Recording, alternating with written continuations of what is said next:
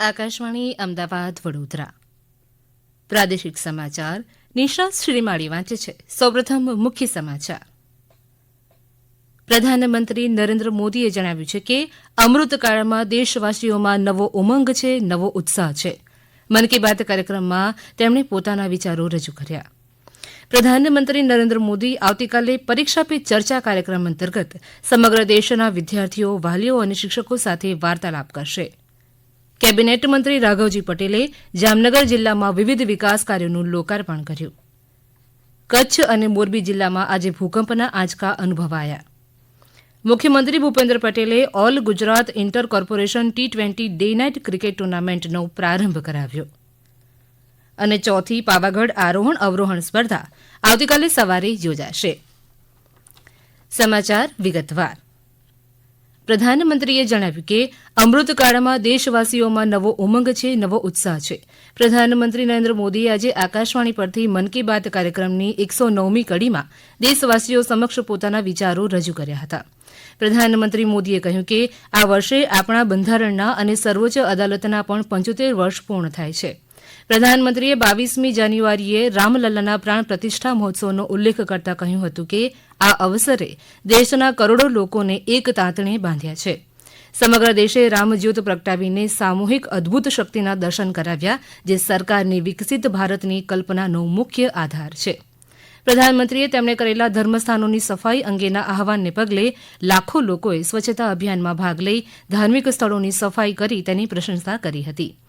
પ્રધાનમંત્રીએ 26મી જાન્યુઆરી પ્રજાસત્તાક પર્વની પરેડમાં મહિલા શક્તિના પ્રદર્શનની પ્રશંસા કરતા કહ્યું કે કેન્દ્રીય સુરક્ષા દળ અને દિલ્હી પોલીસના મહિલા દળ કર્તવ્ય પથ ઉપર કૂચ કરી રહ્યા હતા, ત્યારે દરેક દેશવાસીને ગર્વ થતો હતો. તેમણે દેશમાં મહિલા સ્વસહાય જૂથોની સંખ્યામાં થયેલા વધારાને બિરદાવ્યો હતો.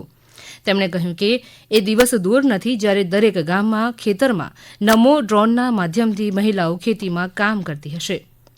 શ્રી મોદીએ કહ્યું કે 21મી સદીનું ભારત મહિલાઓના નેતૃત્વમાં વિકાસના મંત્ર સાથે આગળ વધી રહ્યું છે. તાજેતરમાં જ રાષ્ટ્રપતિ ભવનમાં આયોજિત અર્જુન પુરસ્કાર સમારોહમાં 13 મહિલા ખેલાડીઓનું સન્માન કરવામાં આવતા ખુશી વ્યક્ત કરતા તેમણે જણાવ્યું કે ભારતની દીકરીઓ દરેક ક્ષેત્રમાં અદભુત કાર્ય કરી રહી છે. પ્રધાનમંત્રીએ સમાજમાં વ્યાપક પરિવર્તન લાવનારા પદ્મ પુરસ્કારથી સન્માનિત લોકોના મહત્વપૂર્ણ યોગદાનને બિરદાવ્યું હતું. પદ્મ પુરસ્કાર મેળવનારી 30 મહિલાઓની વાત કરતા વધુમાં તેમણે આ મુજબ જણાવ્યું.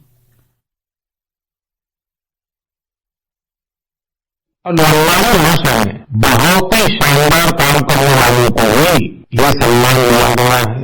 विदेश के भी कई लोगों को पद्म पुरस्कार से सम्मानित किया गया है, जिनके कार्यों से भारतीय संस्कृति और विरासत को नई ऊंचाई मिल रही है. इनमें फ्रांस, ताइवान, मैक्सिको और बांग्लादेश के नागरिक भी शामिल है. પ્રધાનમંત્રીએ તાજેતરના વર્ષોમાં દેશમાં 1000થી વધુ લોકોના મૃત્યુ બાદ થયેલા અંગદાનના નિર્ણય બદલ પરિવારોની પ્રશંસા કરી હતી.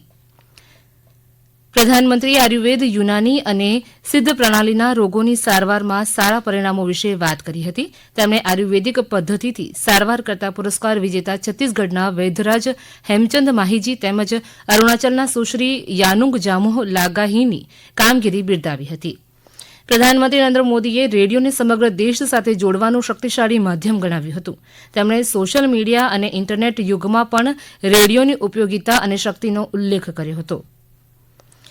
પ્રધાનમંત્રી નરેન્દ્ર મોદીએ હાલના સમયમાં 1000 લોકોએ કરેલા અંગદાનને બિરદાવતા આ મુજબ જણાવ્યું.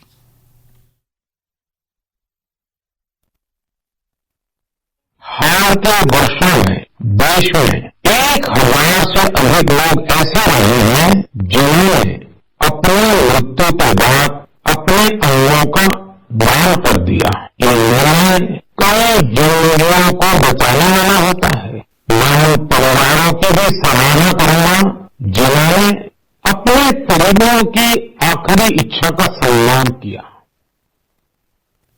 પ્રધાનમંત્રી નરેન્દ્ર મોદીએ દેશમાં લોકતાંત્રિક વ્યવસ્થાને મજબૂત કરવા ચૂંટણી પંચ દ્વારા લેવાયેલા પગલાંની પ્રશંસા કરી હતી. તેમણે મતદાનની વધતી ટકાવારી અને મતદાતાઓની વધતી સંખ્યાની પ્રશંસા કરી હતી. પ્રધાનમંત્રી મોદીએ આજના દિવસે સ્વાતંત્ર્ય સેનાની પંજાબ કેસરી લાલા લાજપત રાયની જન્મજયંતિ પર તેમને સ્મરણાંજલિ અર્પી હતી. તેમજ ફિલ્ડ માર્શલ કરિયપ્પાને સેનાનું નેતૃત્વ કરી વીરતા અને હિંમતનું જે ઉદાહરણ સ્થાપ્યું તેની વાત કરી હતી. અંતમાં પ્રધાનમંત્રીએ ખેલો ઇન્ડિયા યુવા રમતોત્સવમાં દેશના રમતગમત ખેલાડીઓની પ્રતિભાને બિરદાવી હતી. પ્રધાનમંત્રી નરેન્દ્ર મોદી આવતીકાલે વિદ્યાર્થીઓ, વાલીઓ અને શિક્ષકો સાથે વાર્તાલાપ કરશે. પરીક્ષા પે ચર્ચા કાર્યક્રમ અંતર્ગત તેઓ આ વાર્તાલાપ કરશે. વિદ્યાર્થીઓનું મનોબળ વધારવા અને બોર્ડની પરીક્ષાનો ડર દૂર કરવા પ્રધાનમંત્રી નરેન્દ્ર મોદી દર વર્ષે વિદ્યાર્થીઓ સાથે વાત કરે છે, જેને પરીક્ષા પે ચર્ચા નામ આપવામાં આવ્યું છે. મંત્રાલયે કહ્યું કે આ પ્રધાનમંત્રી સાથે વાતચીત કરવા માટે અને કાર્યક્રમમાં સહભાગી થવા માટે ઉત્સુક વિદ્યાર્થીઓનો રાષ્ટ્રવ્યાપી ઉમંગ દર્શાવે છે. પરીક્ષા પે ચર્ચાની 7મી આવૃત્તિ સોમવારે નવી દિલ્હીના ભારત મંડપમ ખાતે યોજાશે અને લગભગ 3000થી વધારે સહભાગીઓ પ્રધાનમંત્રી સાથે વાર્તાલાપ કરશે. દરેક રાજ્ય અને કેન્દ્રશાસિત પ્રદેશના 2 વિદ્યાર્થીઓ અને 1 શિક્ષકને તથા કલા ઉત્સવના વિજેતાઓને મુખ્ય કાર્યક્રમમાં વિશિષ્ટ મહેમાન તરીકે આમંત્રણ આપવામાં આવ્યું છે. ગુજરાતના સુરેન્દ્રનગરના એક શિક્ષકે તેમનો ગયા વર્ષે પરીક્ષા પે ચર્ચામાં જોડાવાનો અનુભવ શેર કર્યો હતો. કેબિનેટ મંત્રી રાઘવજી પટેલે આજે જામનગર જિલ્લામાં વિવિધ વિકાસ કાર્યોનું લોકાર્પણ કર્યું. તેમજ જામનગરના મોટા થાવરિયાથી અલિયાબાડા ગામને જોડતા 4 કરોડ રૂપિયાના ખર્ચે નવનિર્મિત મેજર બ્રિજનું લોકાર્પણ કર્યું. મોટા થાવરિયાથી અલિયાબાડા ગામોની વચ્ચે હુડકો નદીની ઉપર 12 મીટરના 6 ગાળા ધરાવતા મેજર બ્રિજનું નિર્માણ કરવામાં આવ્યું છે. આ સાથે જામનગર તાલુકાના હાપા ગામમાં 2 કિલોમીટરની લંબાઈ ધરાવતા 1.5 કરોડના ખર્ચે નવનિર્મિત સીસી રોડનું પણ લોકાર્પણ કરવામાં આવ્યું. આ ઉપરાંત મેટલકામ, માટીકામ, સ્લેબ ડ્રેઇન, રોડ રિસરફેસિંગ અને અન્ય જરૂરી કામગીરી સાથોસાથ પૂર્ણ કરવામાં આવી છે. આ નવો રસ્તો બનવાથી ચોમાસાની ઋતુમાં ગ્રામજનોને અવરજવર કરવામાં સરળતા રહેશે તેમ કેબિનેટ મંત્રી રાઘવજી પટેલે જણાવ્યું હતું. વધુમાં તેમણે જણાવ્યું કે જામનગર તાલુકાના અલિયાબાડાથી મોટા થાવરિયા ગામોને જોડતા મેજર બ્રિજની સુવિધાથી ગ્રામજનોને સરળતા રહેશે. તાજેતરમાં ₹8 કરોડથી વધુના ખર્ચે રોડ રીકાર્પેટિંગ, ખીમરાણા ગામમાં કોઝવે અને ખીમરાણાથી મોટા થાવરિયા ગામને જોડતા નવા રસ્તાના વિકાસ કાર્યો પરિપૂર્ણ કરવામાં આવ્યા છે.